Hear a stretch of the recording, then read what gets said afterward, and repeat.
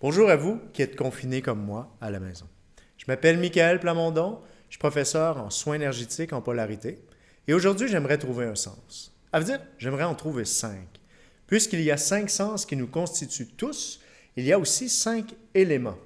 Si vous n'en rappelez pas, je vous donne un truc, vous avez aussi 5 doigts et c'est pratique puisqu'on va les utiliser. Le premier élément est l'éther, qui lui est associé à la tristesse profonde et à la joie profonde, mais surtout qui est associé à l'ouïe. Si quelqu'un avait une dynamique ou une problématique au niveau de l'ouïe, je pourrais dire, questionner l'éther ou vérifier le pouce. Prochain élément, c'est l'air. L'air est associé à satisfaction, insatisfaction, mais il est aussi associé au sens du toucher, tout le système nerveux. Troisième élément, le feu, colère, frustration, lâcher prise et pardon. Et celui-ci est associé au sens de la vue.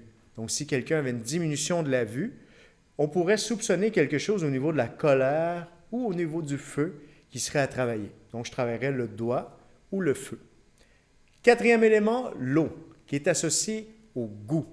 À partir de là, s'il y avait une perte de goût, je pourrais dire que l'eau est affectée ou qu'il y aurait quelque chose, une dynamique à travailler au niveau de l'eau.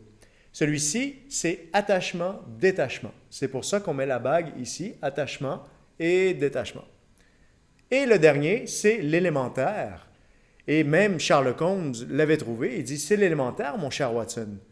Et à partir de là, la terre est associée à la peur et au courage. Il ne peut exister de courage sans peur, il ne peut exister de peur sans courage.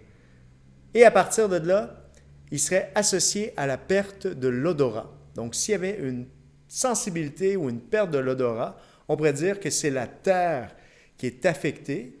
Et donc, je travaillerais l'élément de la terre, je travaillerais la terre chez la personne, soit avec le doigt directement, ou travailler les peurs ou le courage avec la personne. Donc, merci de me suivre dans cette série de boîtes à outils énergétiques. Je vous dis à la prochaine pour connaître encore mieux les éléments et comment ils agissent à l'intérieur de nous. Merci beaucoup et bonne journée.